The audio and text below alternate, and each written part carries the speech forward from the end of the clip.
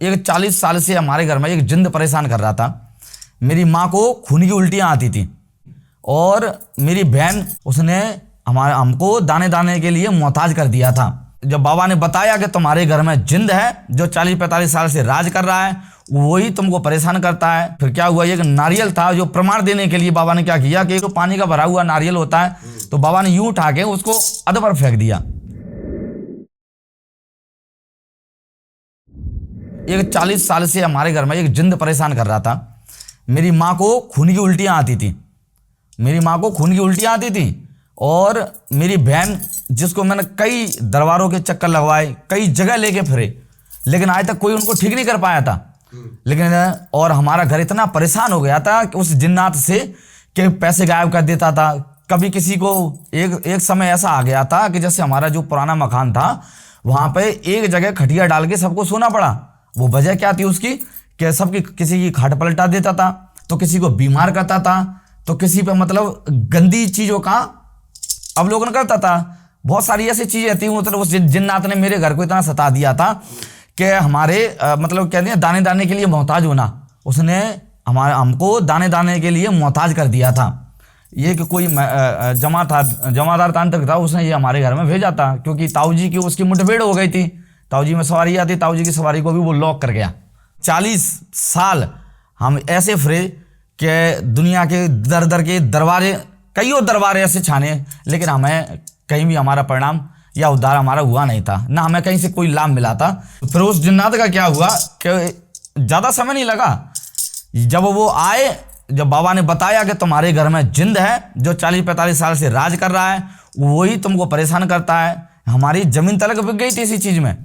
जब जिन्नात ने प्रवेश किया था तब तो बंगाली बाबा ने वचन दिया कि मैं तुम्हारे कुल के देवता के रूप में पूजूंगा, दाऊ बाबा के रूप में पूजूंगा, नीम वाले के रूप में पूजूंगा। ये एक ही देवता है लेकिन नाम 3 है बाबा के। अच्छा। हाँ, ये देवता एक ही है पर नाम 3 है, नीम वाले बाबा, बंगाली बाबा और दाऊ बाबा, ये सवारी एक ही है। तो जब बाबा ने वचन दिया, जब एक मतलब फिर क्या हुआ, एक नारियल था जो प्रमाण देने के लिए बाबा ने क्या किया कि एक नारियल था, वहां पर नारियल रखा हुआ था जो पानी का भरा हुआ नारियल होता है, तो बाबा ने यूं उठा के उसको अध पर फेंक दिया, यानी कि हवा में उड़ा दिया। मतलब 3 फुट ऊंचा, 3-4 फुट ऊंचा ऐसे फेंक दिया। उसको फेंकने के बाद में क्या हुआ कि मतलब जो वो नारियल के 2 टूक ऐसा लगा जैसे बीच में से तलवार से चीर दिया उसको। जब धरती में गिरा जमीन में तो 2 टूक हो गए थे, जबकि पक्का नहीं था जगह, कच्ची जगह थी वो जहां पर वो नारियल गिरा था, उसके 2 टूक कर दिए थे बाबा ने। तब घर वालों ने विश्वास जताया, नहीं वास्तव में कोई सवारी आई है। फिर बाबा के सब नतमस्तक हो गए। बाबा ने वचन दिया कि जाओ, आए के बाद तुम्हारी हरिहर होगी, यानी कि तुम्हारा भला होगा, और ना ही वो जिन्न आए के बाद तुमको परेशान करेगा। तो ना तब से लेकर जब से बाबा आए हैं तब से लेकर आज तक ना उस जिन्न ने परेशान किया, क्योंकि मेरी महतारी के मुंह से यानी मेरी माँ के मुंह से खून आता था, तो वो ना तो आज तक मेरी माँ के मुंह से खून आया। मेरी बहन भी परेशान थी, तो वो ना मेरी बहन को जो सवारियाँ परेशान करती थी ना उनको परेशान किया। कैसे कैसे लोग आते हैं, क्या क्या दुख हैं लोगों के जो लेके आते हैं? प्रेत बाधा, काला जादू?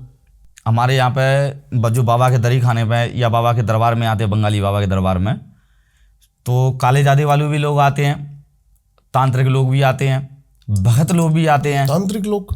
हाँ, तांत्रिक भी आते हैं। कई तांत्रिक ऐसे हैं जिन्होंने सिद्धियाँ की। मान के चलो कि जैसे कि एक तांत्रिक था जिसने एक जिंद प्रसन्न किया था। बताओ इसके बारे में कुछ बताओ। लालू यादव था, कानपुर के थे। तो उन्होंने कहा है कि पीपल का पेड़ था, तो शमशान में एक जाके पीपल के पेड़ के यहाँ पर उन्होंने एक अर्जुन नामक जिंद एक प्रसन्न किया उन्होंने। अच्छा। जिसके बारे में किसी को नहीं पता था, मतलब उसको भी नहीं पता था कि मैंने, पर वो उसने सिद्धि की ब्रह्मदेव की, लेकिन प्रसन्न हो गया कौन उस पर? एक जिंद। हाँ, ये मैंने बहुत केसेस सुने हैं। हाँ, ये सब मतलब करना किसी को सिद्ध जाता है, हो कुछ सिद्ध जाता है। मतलब करना कुछ और चाहते हैं लेकिन हो कुछ और जाता है। मतलब एक दो केस नहीं, कई केस मेरे पास ऐसे आए हैं। फिर हुआ क्या, ये आप पूरा बताओ। मैं आपको बताता हूँ। इसमें ये हुआ था कि जैसे उसने सिद्धि की, सिद्धि करने के बाद में अगर वो शक्ति एकदम बिगड़ गई, जो जिन्न था, अब वो जिन्न उस पर, वो सिद्धि करने के बाद में 41 दिन की सिद्धि करने के बाद में वो जिन्न उसके ऊपर आने लगा। अब वो आया बाबा के पास में कि बाबा मैं क्या करूं? सो ये ना तो मुझे इसका नाम पता है और ये काम भी करता है, दूर दूर की बात भी बताता है, अब ये बताइए अब मैं करूं क्या इसका? तब फिर उन्होंने बाबा से अर्जी ली। तो बोले बाबा मैं दुनिया के हर दरबार में घुमाया, मैं कई दरबार में घुमा हूँ, लेकिन मुझे इसका आज तक किसी ने नाम नहीं बता पाया। जब बाबा ने उसका नाम बताया कि भाई ये तेरे पर जो सवारी है तू जानना ही चाहता है, तो फिर सुन भाई कि तेरे ऊपर ये कि तूने पीपल के पेड़ के नीचे सिद्धि की थी ब्रह्म की, यानी कि ब्रह्मदेव की। जब ब्रह्मदेव की सिद्धि की तो उसके उपरांत में तेरे को क्या प्राप्त हुआ, ये कि जिन्नात की एक शक्ति द्वारा ये जो तुझे जो है वो प्राप्त हो गई। अब जब जिन्नात तुझे सिद्ध हो गया तो अब करेगा क्या? तो बोले बाबा अब कुछ तो कीजिए इसका भला करना, या तो मैं भला करना चाहता हूँ या भले का काम करें। और उसके कई काम ऐसे थे जो बिगाड़ दिए। इस बीच में मैं आपके पास एक छोटी सी कहानी हुआ सुनाऊंगा इसके बाद में। हाँ, पर क्या हुआ कि जब ये इन्होंने सिद्ध किया और जब सिद्धि के दौरान ये जिन्न प्रसन्न होने के दौरान उसको कई बार परेशान करने के बाद में फिर जब बाबा के पास आया कई दरबारों को घूमने के बाद, तो उन्होंने जब घूमने के बाद जब हमारे पास एकदम आए, जब बाबा के पास में, जब बाबा ने बताया सीधा कि तेरे पास अर्जुन नामक एक जिन्न तूने प्रसन्न किया है। और वो जब इतना नाम सुनते ही उस पर वो जिंद आ गया तभी। हाँ, तभी एकदम तुरंत ही वो जिंद आ गया। फिर बोलता है कि मालिक आए तक मेरा नाम किसी ने बता नहीं पाया, और बताया तो किसने बताया, सिर्फ आपने बताया, नहीं मैंने कई दरबार छान लिए लेकिन आप किसी ने मेरा नाम बता नहीं पाया। तब जाके फिर बाबा ने उसको कंट्रोल किया, क्योंकि बंगाली बाबा तो बंगाली ही ठहरे।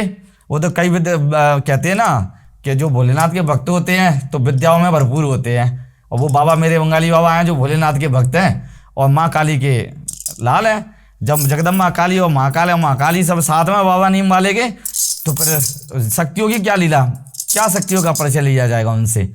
उनकी शक्तियों का कोई पार ही नहीं है, ना उनकी शक्तियों का कोई तोड़ है। कहते नहीं है एक सवारी सब पे भारी है, ये बंगाली बाबा की जो सवारी है एक सवारी सब पे भारी है।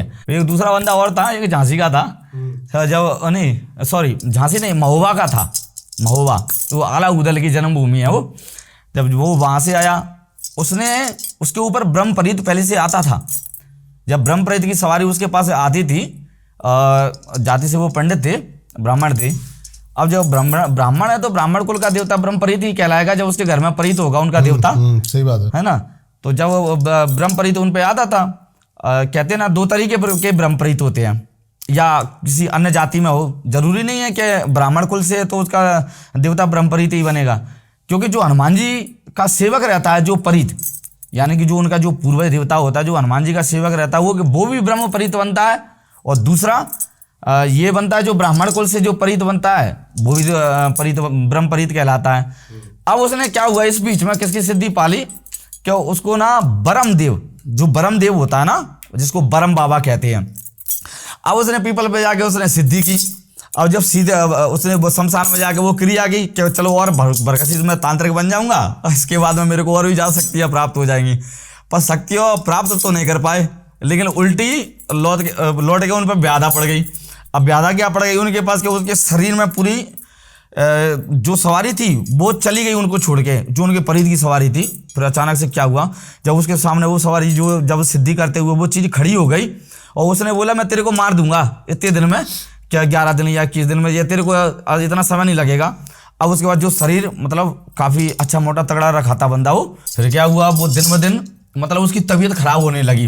रात को उसको डराता था, उसका कभी गला पकड़ता था, वो तेरे को मार दूंगा, कभी उसकी छाती पे बैठ जाता था। मतलब उस बंदा वो इतना परेशान हो गया जब वो शक्ति उसने प्रसन्न की कि ये मैंने कर क्या लिया, मैंने अपना देवता भी खो दिया और साला इसको भी नहीं पा पाया मैंने। अब जब वो ब्रह्मपरीत की जगह पता है उसके पास क्या आया, एक खब्बीस बाबा जो होता है, जिसको ये जिन का छोटा ही बच्चा होता है शायद। हाँ, ये जिन का, ये शैतान का बच्चा होता है। ये खबीस जो होता है ये शैतान का पुत्र है। ये ना कि ये जिंद का बच्चा होता है, जिंद अलग होता है, खबीस बिल्कुल अलग होता है। अच्छा, जिंद होता है बिल्कुल एक छोटी दार होती है उसकी, और बिल्कुल उसके मतलब सिर पे बाल नहीं रहते, चोटी रहती है। ये भोले बाबा के सबसे बड़े गण होते हैं जिन्नाथ। और ये जो खबीस है, लेकिन ये तो मैंने सुना है कि जो जितनी भी एंटिटीज हैं या शक्तियां हैं, हाँ, ये मोमडन शक्तियां हैं, जिन खबीस नहीं ये हाँ, ये जिन्नात जो आता है ये मोमडन शक्तियों में आता है। हाँ। लेकिन खबीस नहीं आता है। हाँ, ये भी आपका सही है एक तरह से। क्यों? क्योंकि जहाँ मक्का मदीना है वहाँ पर शैतान है, और शैतान में वो एक जगह पत्थर मारे जाते हैं, तो वो खबीस की पूजा भी होती है वहाँ पर। बड़े नाखून वाला राक्षस कहते हैं उनको, ये शैतान का ही पुत्र है।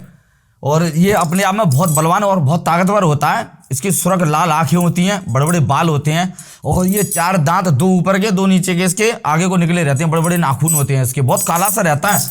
एक तरह से मान के चलो ये भालू होता है ना, भालू बिल्कुल भालू की तरह इसकी रूपरेखा होती है। बस भालू 4 पैरों पर चलता है और ये मनसा जौनी यानी कि आदमियों की तरह खड़ा रहता है। ओके। वही ये अंतर रहता है। और कम से कम 7 से 8 फुट इसकी ऊंचाई है और काफी लंबा चौड़ा होता है, बहुत खतरनाक और खूंखार लगता है। ये खून चूसने वाला राक्षस होता है। खबीज। ये खबीज जो होता है ये खून चूसने वाला राक्षस होता है, गंदगी का बादशाह होता है ये, यानी कि जिसके घर में लग जाए उसके घर को तबाह करके रख देता है ये।